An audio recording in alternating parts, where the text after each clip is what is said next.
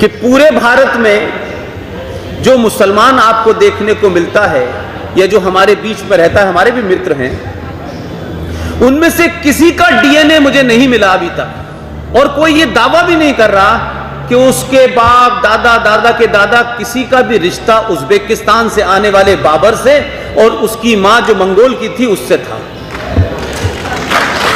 लेकिन इसके बावजूद भी हिंदुओं से चिढ़ और मुगलों की सत्ता जाने के बाद लोगों को लगता है कि इस देश में हिंदू अंग्रेजों का गुलाम था, मुगलों का गुलाम था, इनकी औरतों की हमने इज्जत लूटी है, ये आज हमारे ऊपर राज कैसे कर सकता है? तो वो उसको कैसे उसके अंदर कुंठा पीड़ित करें, कैसे उसके अंदर उसको नीचा दिखाएं।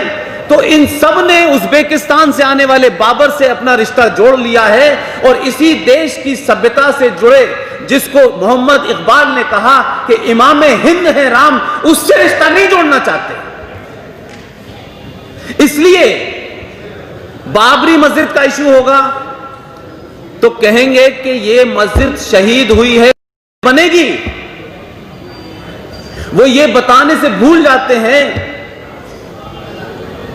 कि कुरान मजीद में साफ साफ लिखा हुआ है कि अगर किसी इबादत गाह जहां तुम नमाज पढ़ते हो, अगर तुम नमाज यहां भी पढ़ रहे हो और यहां किसी को एतराज है इस बात का कि भाई यहां नमाज मत पढ़ो, आप उधर पढ़ लीजिए, और अगर विवादास्पद जगह पे नमाज पढ़ी तो वो नमाज हराम है।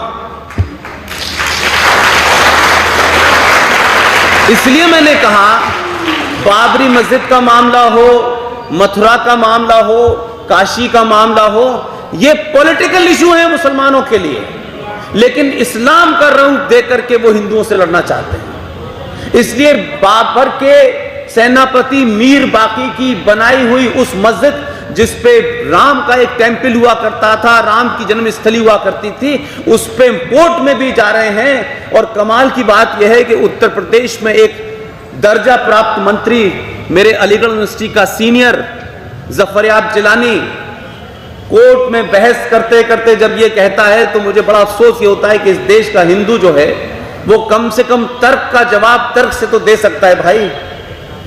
वो कोर्ट में खड़े होकर के चैलेंज के साथ कहता है भगवान राम यहां पैदा हुए थे, उनका डेट ऑफ बर्थ सर्टिफिकेट लाओ। किसी ने नहीं पूछा। अगर कोई पूछ लेता कि हमारे पास तो डेट ऑफ बर्थ सर्टिफिकेट है, हम बिलीव करते हैं इसलिए है, लेकिन भाई 12 शादियों का मैरिज सर्टिफिकेट भी तो हमें कहां कहां हुई थी।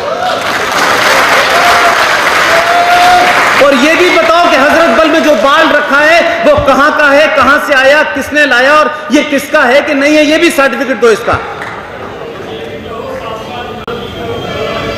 वो बहस है। और इस बाल का कमाल देखिए, जिस कश्मीर में लेफ्टिनेंट जनरल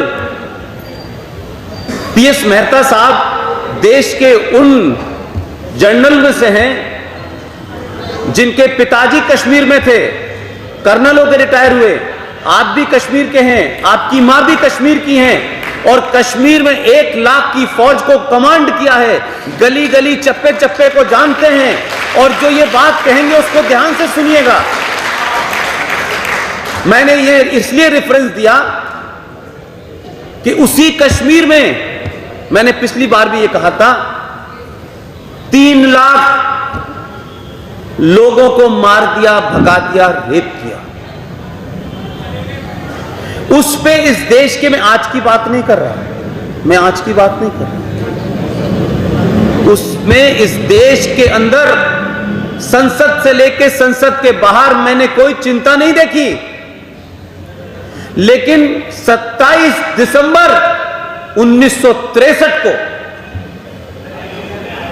यकायक कश्मीर में यह खबर फैली कि मुए मुकद्दस सैक्रेड रिलिक, वो पवित्र बाल चोरी हो गया है।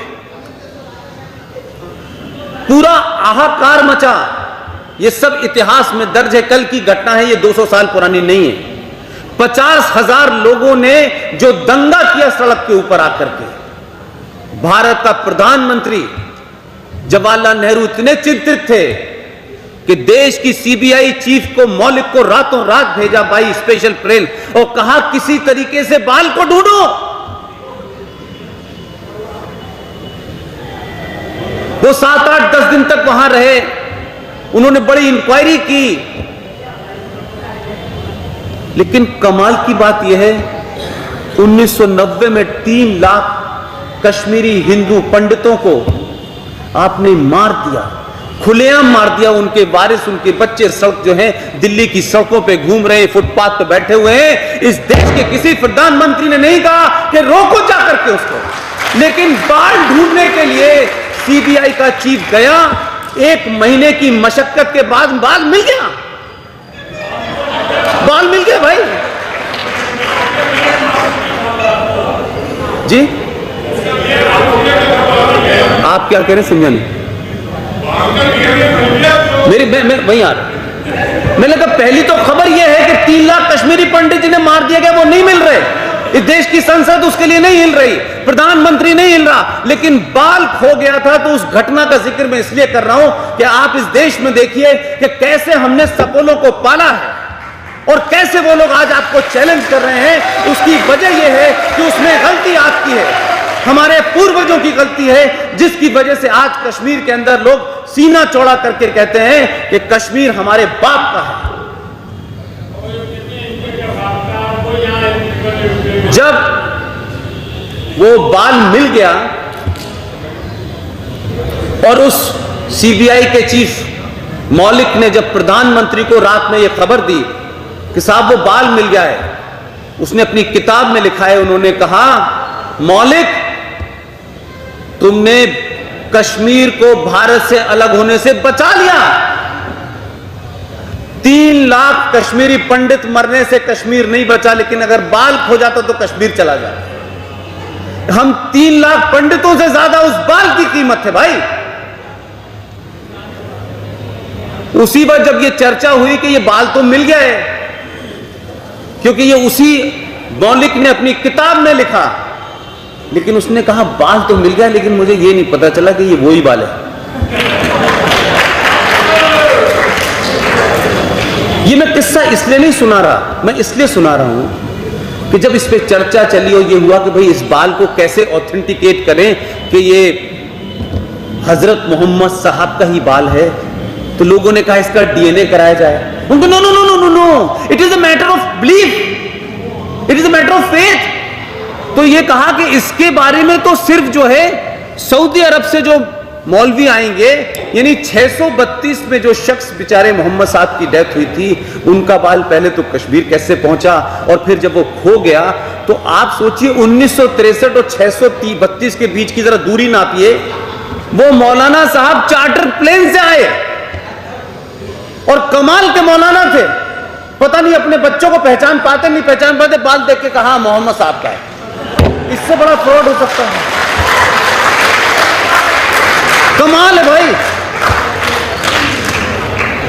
वो बाल मिल गया, वो बाल रखा हुआ है। ये लिखने वाला भी कह रहा है, वहां के बाद जो वहां के वजीर आला चीफ मिनिस्टर थे, उन्होंने भी कहा ये मिल तो गया है, लेकिन मुझे नहीं लगता कि ये उनका बाल है।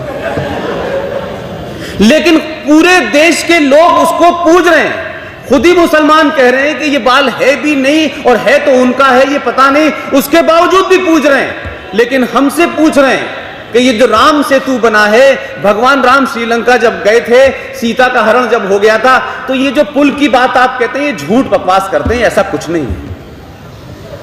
उसकी तस्वीरें मौजूद हैं। अमेरिका जो वहां का सबसे बड़ा हिस्ट्री चैनल है, उसने उस पर तथ्यात्मक अपनी रिपोर्ट दे दी है कि ये पुल नीचे एग्जिस्ट करता है, इतने साल पुराना है, इस पर पत्थर कैसे तैरते हैं वो प्रूव कर दिया। लेकिन अब वही मुसलमान कहते हैं अमेरिका, अमेरिका कौन होता है? ये अमेरिका वही होता है जिसके पास मोदी की शिकायत लेके 2002 में तुम गए थे। तब अमेरिका बहुत काका था तुम्हारा, तब आका लगता था, तब तुम गए थे मोदी की शिकायत करने कि 2002 के दंगों में इस आदमी ने जो है ये मुसलमानों का कातिल है, इसे वीजा मत दीजिए। लेकिन वही अमेरिका की जब कोई हिस्ट्री चैनल कहता है कि साहब ये ठीक बात है, ये सच बात है, ये साइंटिफिक प्रूफ है, तो कहते नहीं हम इसे नहीं मानेंगे। ये जो पाखंड है हमारे देश में, ये मुझे लगता है बड़ा खतरा है।